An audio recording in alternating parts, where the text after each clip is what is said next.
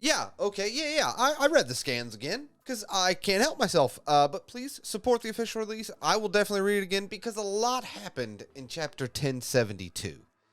Let's talk about One Piece.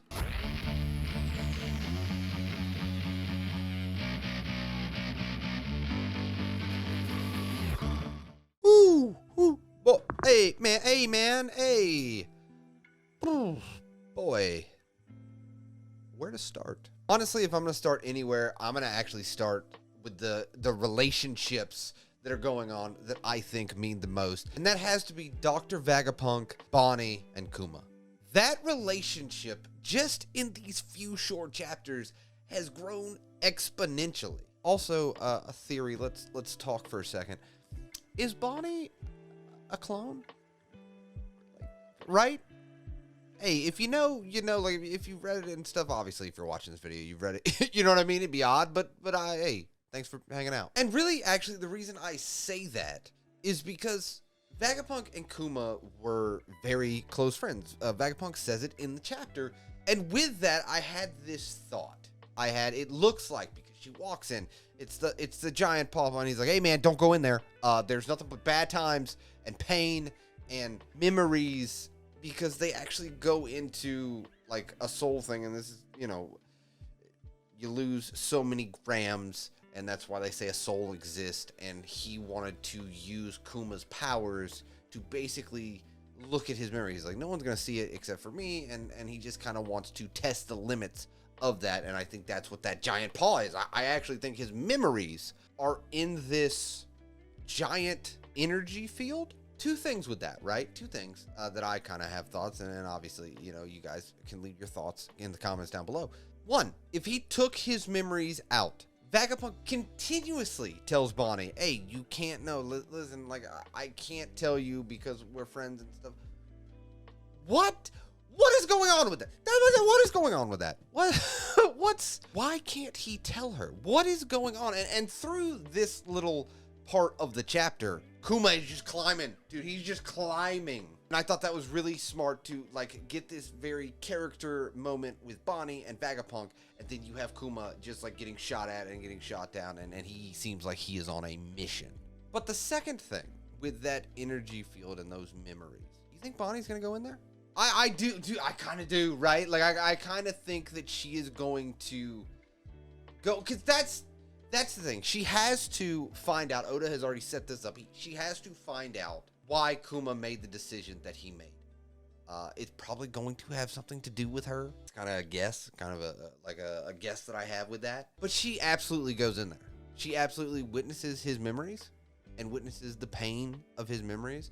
Dude, if she has a Zoro moment, a nothing happened here moment, similar to like what Zoro had, it is so incredible what Oda has done with the Bonney character and how he has made her such an integral part of what's going on right now. So much so that, think about this, she's barely a character that's really been around consistently in One Piece. And through a handful of chapters, for me, that story that's going on is one of the most fascinating, and I think one of the best character development going on right now currently in One Piece. The Vegapunk, Bonney, Kuma. I think that storyline, that trio of characters together, you just can't beat it right now. And there's so many questions. It is so interesting. I think about this, especially with a chapter like this that focuses very heavily on that for the first half. When we get to the back half, though, some other things happen. But no, I'm jumping ahead. But to build that character in that way is incredible. And she is so interesting right now to me. But that is kind of where we leave that story, right? She's kind of looking at her father's memories. I think she's going in. I think that she is going to get those answers. And then we are jumped over to what's going on with Sanji and Nami a little bit, but really what's going on with Zoro and Brook, right? They are on this ship and they are going against Kaku. Zoro does say a funny thing. He's like, I am so sick and tired of like zigzag whirly attacks. Listen, I dealt with this in Wano. I'm over it. And him and Kaku are kind of fighting because the Seraphims pretty sure. But they are attacking the laboratory that Nami and Sanji, and they're going to blow it up. But here's the thing. The Seraphims kind of have a will of their own. Like those very strong, you know, kind of copies of people. They actually, because we talked about the hierarchy, right? We learned about that a few chapters back. But it's also known, like, hey, no, they have their own kind of free will. They have a little bit more, they have kind of more of a thought process. They're not just dumb, robotic things. This is where it gets interesting, I think. I think it gets interesting because, and they even say this, they said, actually, it's kind of a good thing they're here. We could get them back on our side. That is awesome to do, right? Because you have what could be like robotic, you know, just powerful copies of characters that we know. But instead, Oda's done this thing where I believe each side can pull these very powerful and shift the tides of battle that's going on in Egghead or anywhere from here on out, because he just, it's such a smart thing of like, they actually kind of have free will. They kind of have a thought process. They're not just dumb, robotic, follow orders type characters. And they can actually bring weight to battles going on, and they can tilt the scales in one side or another. And I did not think that was going to happen. I did think they were just going to be like, hey, this is the hierarchy. This is who they listen to. Boom, boom, boom, boom. Oda came to me and said, hey, you think you know. You have no idea. And you're right, Oda. I apologize for even ever thinking that I have some type of grasp of what kind of story you're trying to tell. Because, nope. You're right. I should know this by now. We're 1,000+ chapters into this series. I should know this, but I do not. So they're attacking that laboratory. Then we go to the battle of Kaku and Zoro, right? I thought, I was like, Zoro's going to wipe the floor with this dude. It's going to be awesome. Stussy? CP0, remember? Stussy? I think she was in Whole Cake. She definitely was in Whole Cake. Bit Kaku. Put him to sleep. Kaku is not a weak character. You know what I mean? Bit him. Put him to sleep. She looked at Lucci and said, hey, you should also go to sleep. She was the first successful clone of Vegapunk. A character that has been around for a few sagas or arcs or whatever you want to call them. She is a copy of one of the Rock's pirates. If you don't know, the Rock's pirates were like the big, bad, Whitebeard, Big Mom. All these big names were on this pirate crew. I'm sure you know this. You know more about One Piece than I do. But you get what I'm saying? I remembered that. So, not too Horn, but I'm learning. You know what I mean? I'm getting better with this. I'm trying my hardest. But yeah, the big bad, the Whitebeards, the Big Moms, the big pirate crew. She's a copy. She's been a clone this whole time. And she's a very powerful clone. Again, I think she's just been kind of goofing off. She looked at Lucci and said, you need to go to sleep too, like it's nothing.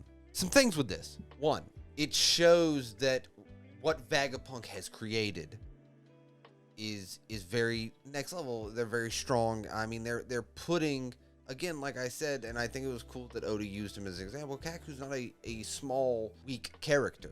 And she dealt with him like it's nothing. It is definitely a classic shonen trope, right? You bring in this character that was very powerful, and then you bring in something else, and they just squash them, and it shows that they're like, you thought you were dealing with the most powerful? No.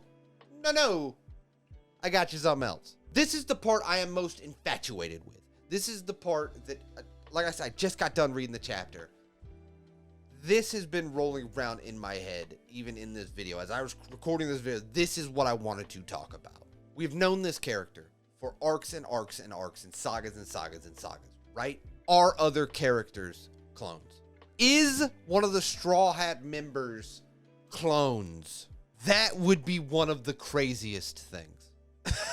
Like, dude, that would be one of the things. I don't even know what I would think. Imagine a character, Anami, Usopp, Zoro, whatever, right? That we have followed from the beginning, pretty much. Oh, by the way, actually, they're this clone that was manufactured by Vegapunk. Dude, you want to talk about a crazy turn or twist? And Oda being the storyteller that he is, I don't think he would shoehorn into this. What if something like that transpires And it makes you, when you're reading through One Piece again, you start seeing breadcrumbs of that in like chapter 50. You know what I mean? Like, something like that could change a course of a character in One Piece forever. Does that make sense? I feel like I'm making sense, but I might just be rambling. Because again, like I said, I get really excited. I just read the chapter. You know how that goes. You've watched enough probably of my videos to know that this is what happens. This is what happens.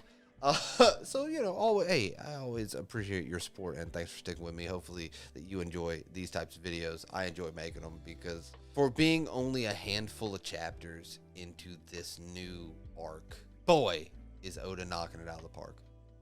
Seriously. Like, this was a great chapter. This was definitely a chapter, though, when you go back, and I think when we reread this arc as a whole, after it's all said and done, these are one of those chapters that you're like, look at, in 20 pages, he has set up so much stuff. That's one of these chapters. And I feel like he didn't waste a single page in this chapter. You know, because sometimes you can read a chapter and you're like, okay, like this was just kind of like a fun atmospheric chapter. I feel like this chapter 1072, this was a chapter with so much setup that a page was not wasted.